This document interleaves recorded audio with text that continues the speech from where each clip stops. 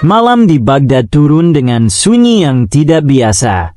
Abu Nawas duduk di teras rumahnya, memandangi bintang sambil mengunyah kurma. Ketukan keras di pintu memecahkan keheningan. Seorang utusan istana dengan napas terengah berteriak, "Abu Nawas, Khalifah memanggilmu segera. Ada sesuatu yang hanya bisa kau pecahkan." Di istana, Harun al-Rashid menunjukkan gulungan peta kuno berlapis emas. Simbol matahari, bulan, dan bintang bertebaran di atasnya dengan tulisan asing yang bahkan para ulama tidak mampu membaca. Khalifah berkata, "Peta ini konon milik Raja Jin Kaf, penguasa harta tersembunyi di bawah bumi. Jika jatuh ke tangan yang salah, dunia bisa kacau. Hanya engkau yang bisa menguak rahasianya, Abu Nawas." Abu Nawas tersenyum. "Kalau jin yang menjaganya, biar mereka saja yang takut padaku. Tuanku." Abu Nawas menyamar sebagai pedagang karavan dan mengikuti petunjuk pertama di peta, simbol matahari. Ia menempuh gurun tandus selama 3 hari tanpa air, hingga tiba di sebuah sumur tua yang bersinar di malam hari. Penduduk gurun memperingatkan, air itu terkutuk. Siapa meminumnya akan bermimpi dikejar jin. Abu Nawas malah menimba air dan menuangkannya ke kantong kulit sambil tersenyum. "Kalau benar jin datang dalam mimpi, setidaknya aku bisa bertanya langsung arah jalan." Malamnya, Abu Nawas bermimpi bertemu makhluk tinggi berkulit biru. Jin itu berkata, "Jika kau mencari rahasia Raja Jin Kaf, jangan berharap kembali hidup." Namun Abu Nawas menjawab santai, "Kalau aku tidak kembali hidup, aku akan jadi tamumu selamanya." Jin itu tertawa terbahak-bahak, lalu memberi petunjuk samar ke simbol bulan di peta. Petunjuk kedua membawanya ke reruntuhan kuil tua di hutan gelap. Di pintu kuil, seekor ular raksasa bermata merah berjaga. Bukannya melawan, Abu Nawas mengeluarkan cermin kecil dari sakunya. Ketika cahaya bulan penuh memantul, ular itu silau, mendesis, lalu melilit dirinya sendiri hingga terjatuh pingsan. Di dalam kuil, Abu Nawas menemukan tembok penuh ukiran tulisan asing. Ia mencoba membacanya dari kanan ke kiri, tetapi tidak bermakna. Lalu ia membacanya terbalik. Ternyata itu sebuah puisi petunjuk. Di puncak batu matahari terbit, di bawah bayangan pertama, kebenaran tertulis. Abu Nawas melanjutkan perjalanan menuju sebuah desa terpencil di kaki gunung. Anehnya, semua penduduk tidak bisa bicara. Mereka hanya menunjuk langit dan melukis simbol di tanah. Dengan akal cerdasnya, Abu Nawas menggambar simbol matahari terbit di pasir. Penduduk mengangguk serentak. Mereka menunjukkan jalan rahasia menuju puncak batu. Di puncak, Abu Nawas menemukan pintu batu besar dengan ukiran kalimat kuno. "Bukan harta, bukan emas, bukan permata. Carilah kebenaran, maka dunia akan bergetar." Saat pintu batu terbuka, angin kencang berhembus, dan muncul Raja Jin Kaf, makhluk tinggi berjubah hitam dengan mata menyala seperti bara api. "Berani benar kau datang ke wilayahku, manusia licik," geram Raja Jin. Abu Nawas menjawab dengan tenang, "Aku tidak datang mencuri harta, aku datang mencari ilmu." Bukankah pengetahuan yang membuat Raja Jin sekuat ini? Raja Jin terdiam, lalu tertawa panjang. "Manusia biasanya rakus emas. Kau berbeda. Baiklah, ambil rahasia ini, tapi ingat, pengetahuan adalah pedang bermata dua." Dari balik pintu batu, Abu Nawas tidak menemukan emas, tetapi kitab hikmah jin tua, berisi ilmu tentang bintang, laut, dan jalur perdagangan dunia kuno. Abu Nawas tidak membawa kitab itu keluar. Ia menyalinnya dalam ingatan, lalu menutup kembali pintu batu agar tidak ada manusia serakah yang menemukannya. Saat kembali ke istana, Khalifah bertanya, Mana harta karunnya? Abu Nawas menjawab, harta ini bukan emas atau permata, tuanku. Isinya adalah pengetahuan yang bisa membuat Baghdad makmur atau dunia hancur jika jatuh ke tangan yang salah. Khalifah tersenyum dan mengangguk. Engkau memang cerdik sekaligus bijaksana. Harta sejati adalah ilmu. Beberapa minggu setelah Abu Nawas kembali ke Baghdad, rumor beredar, ada orang yang mengetahui tentang peta Raja Jin. Seorang pedagang asing misterius datang ke kota, menawarkan emas dalam jumlah besar kepada siapapun yang bisa menunjukkan jalur menuju pintu batu berilmu. Khalifah memanggil Abu Nawas kembali. Abu Nawas, hanya engkau yang tahu jalan itu. Ada pihak asing yang ingin merampas rahasianya. Kita harus bertindak sebelum terlambat. Abu Nawas mengerutkan kening. Kalau rahasia ini jatuh ke tangan orang tamak, Baghdad akan tenggelam dalam perang. Abu Nawas menyamar lagi, kali ini sebagai pengemis tua. Dari pasar ke pasar, ia mendengar desas-desus tentang seorang bangsawan istana yang bersekongkol dengan pedagang asing. Di sebuah kedai remang, Abu Nawas berpura-pura mabuk dan berkata lantang, "Aku tahu jalan menuju harta Raja Jin." Dua orang asing mendekatinya, mencoba menyuapnya dengan sekantong emas. Abu Nawas berpura-pura setuju untuk memandu mereka, tapi diam-diam ia menandai jalur perjalanan agar bisa dilacak oleh pasukan Khalifah. Rombongan itu berangkat malam hari, melalui gurun dan hutan gelap.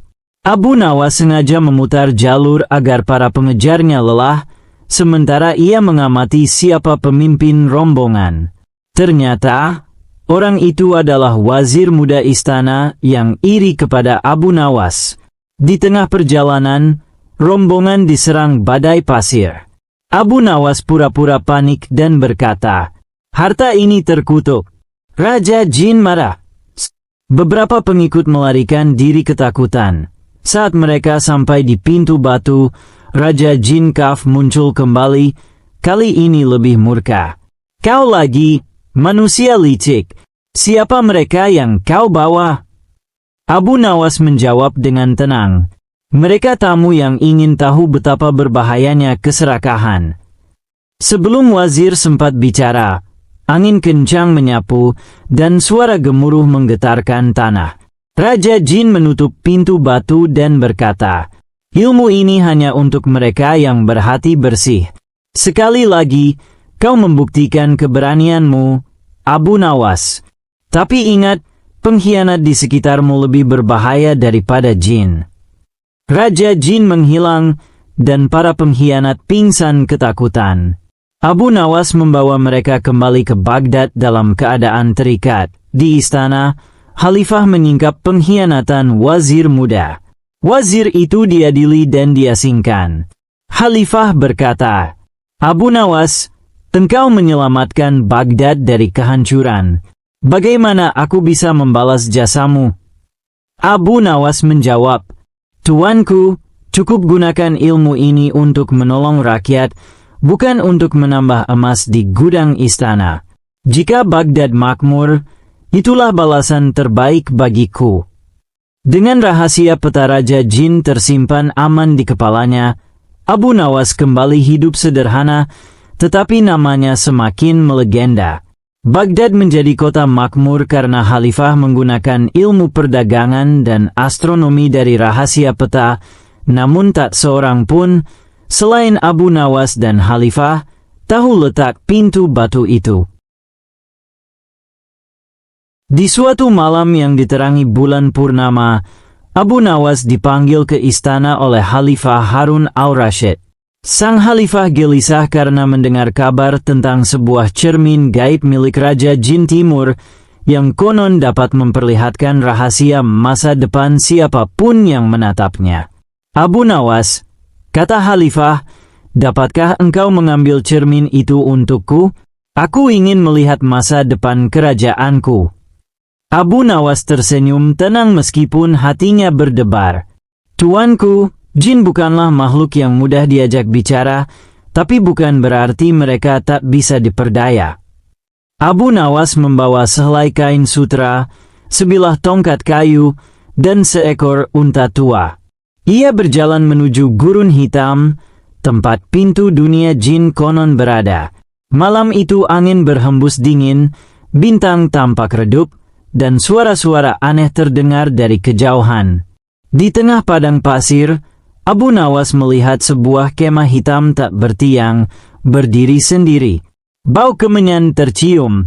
Abu Nawas tahu, ia sudah berada di dekat pintu istana jin saat Abu Nawas mengetuk tanah dengan tongkatnya 3 kali. Asap tebal mengepul, dan muncullah sosok tinggi bermahkota emas, Raja Jin Timur. "Siapa berani mengganggu malamku?" Suaranya menggema seperti guntur. Abu Nawas membungkuk hormat. "Wahai Raja Jin, aku datang bukan untuk melawan, tapi membawa hadiah. Kain sutra dari bumi manusia yang bahkan belum pernah tersentuh jarum penjahit." Jin itu tertarik, tapi matanya menyipit curiga. "Tidak ada pemberian tanpa maksud. Apa yang kau inginkan, manusia?" "Cermin gaibmu," jawab Abu Nawas. Tenang, Raja Jin tertawa menggelegar.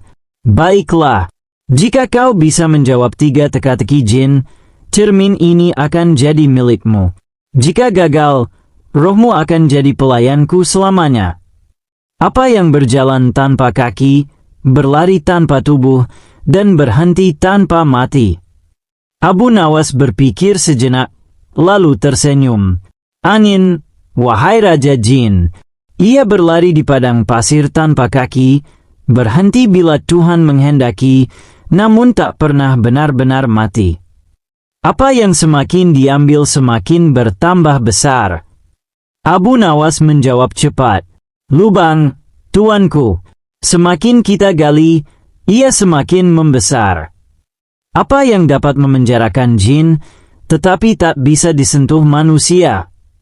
Abu Nawas mengangkat tongkat kayunya, mengetuk tanah, dan berkata, "Nama Tuhan." Saat disebut dengan hati tulus, bahkan jin terkuat pun takluk. "Bukankah engkau gemetar bila kuucapkan Bismillah?" Raja Jin terdiam. Sorot matanya berubah antara kagum dan kesal. "Manusia cerdik, ambillah cermin ini. Tapi ingat, cermin ini tidak hanya menunjukkan masa depan, ia juga membongkar rahasia hati." Abu Nawas membawa cermin itu ke istana. Khalifah menatapnya dengan penuh harap. Namun sebelum menyalakan cermin itu, Abu Nawas berkata, "Tuanku, cermin ini bukan sekadar alat untuk melihat masa depan. Ia menunjukkan siapa kita sebenarnya. Siapkah engkau melihat rahasiamu sendiri?" Khalifah merenung lama, lalu berkata, "Kalau begitu, simpanlah cermin itu, Abu Nawas. Aku lebih memilih memperbaiki masa kini daripada dihantui masa depan." Abu Nawas tersenyum, sadar bahwa kadang kebijaksanaan lebih berharga daripada pengetahuan gaib. Malam itu, ia menutup cermin dengan kain sutra dan menguncinya di ruang rahasia.